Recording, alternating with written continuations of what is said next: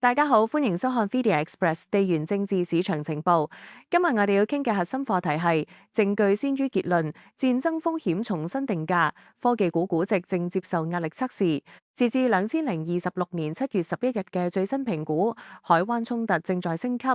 呢個局勢令到能源同利率風險重新變成全球科技股估值入面一個絕對唔可以忽視嘅重要變數。今次衝突嘅風險傳導鏈其實非常明確。首先由海灣衝突同霍爾木茲海峽嘅危機開始，直接衝擊油價、液化天然氣、氦氣供應以及物流成本，跟住就會推高通脹預期同長債孳息率，最終導致企業無利承壓，引發港股同美股嘅板塊大輪動。面對依家嘅局勢，我哋建立咗3種情景框架去應對未來嘅市場走向。情景一，降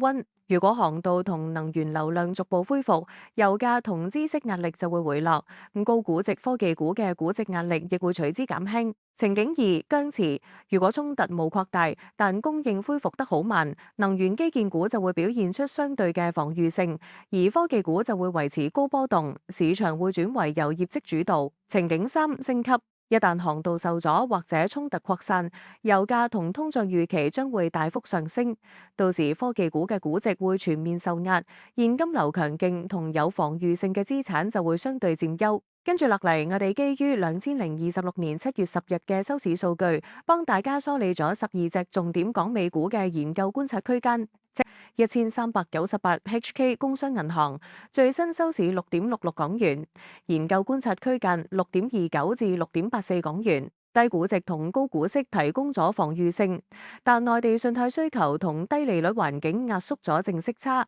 目前係1.29%，盈利質素需要持續核對。NB Enbridge TSM 台積電 ADR 最新收市434.11美元，研究觀察區間408.86至423.95美元。核心論點 AI 加速器同先進製程嘅需求依然好強，但過去1年嘅升幅已經反映咗唔少樂觀預期。即將喺7月16日舉行嘅業績會，佢哋對先進製程嘅指引將會係主要嘅驗證點。另外，地緣政治同工業氣體成本係目前嘅主要風險。NVIDIA 最新收市210.96美元，研究觀察區間189.80至209.20美元。核心論點，雖然 AI 基建同軟件生態依然有絕對優勢，但高估值、出口限制加埋供應鏈成本上升，令到股價對任何消息都高度敏感。MU 美光 Micron 最新收市979.30美元，研究觀察區間891.66至899.05美元。雖然 HBM4 放量同供應緊張支持住盈利，但歷史行情可能涉及企業行動或者數據調整，記憶體週期見頂同資本開支上升嘅風險絕對唔可以忽視。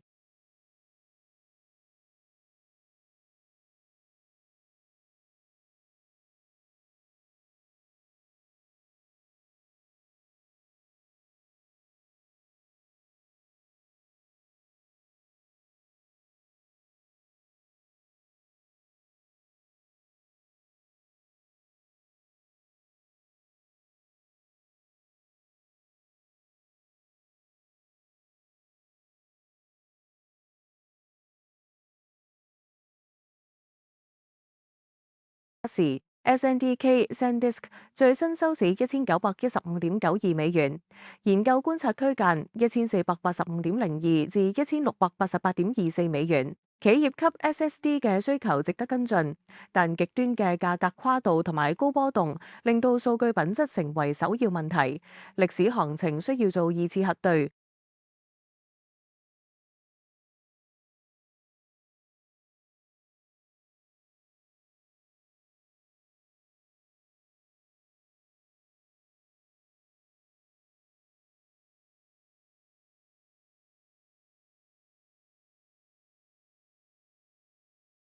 0700 HK 騰訊控股最新收市460.20港元，研究觀察區間411.00至451.34港元。核心論點，高質素嘅現金流同持續回購，幫股價提供咗強大支撐。不過近期放量下跌，反映市場對政策同增速仲有分歧。之後要密切留意營銷服務同新遊戲嘅表現。1810 HK 小米集團最新收市25.84港元，研究觀察區間21.30至27.40港元。手機平均售價提升同埋電動車交付係新嘅增長點，但電動車業務單計依然虧損大約31億元，而且仲面臨儲存元件成本上升嘅挑戰。0981 HK 中芯國際最新收市79.65港元，研究觀察區間70.50至76.87港元。雖然產能利用率回升到93.1%，但目前市盈率高達大約112倍，折舊壓力同設備出口限制令到佢嘅盈利對政策極為敏感。SKHY、SK Hynix 美國 ADS 目前暫時唔設定價格區間，呢隻喺7月10日以代號 SkyY 進行當期發行交易，去到7月13日起先會正式以代號 Sky 交易。由於上市初期交易歷史同流動性樣本都未夠，我哋會等市場穩定啲之後再作評估。在本期報告中，我哋特別修正咗 SK Hynix 嘅交易代號狀態，並對美光同 SanDisk 嘅極端歷史行情保留警告，同時將宏觀風險由單一新聞衝擊升級為由能源、物流、通脹與長債孳息組成嘅變數框架。最後，我哋提供一個倉位計算嘅教育範例，假設能可承受嘅風險金額為1000元，某檔股票嘅假設參考價為50元，失下位為45元，兩者差價為5元，則示例股數為200股。本報告所提資料均為一般研究資料，不構成個人化投資建議或買賣指令。地緣政治瞬息萬變，投資人應確認即時報價，並諮詢持牌財務顧問。感謝您嘅收看，我哋下期再見。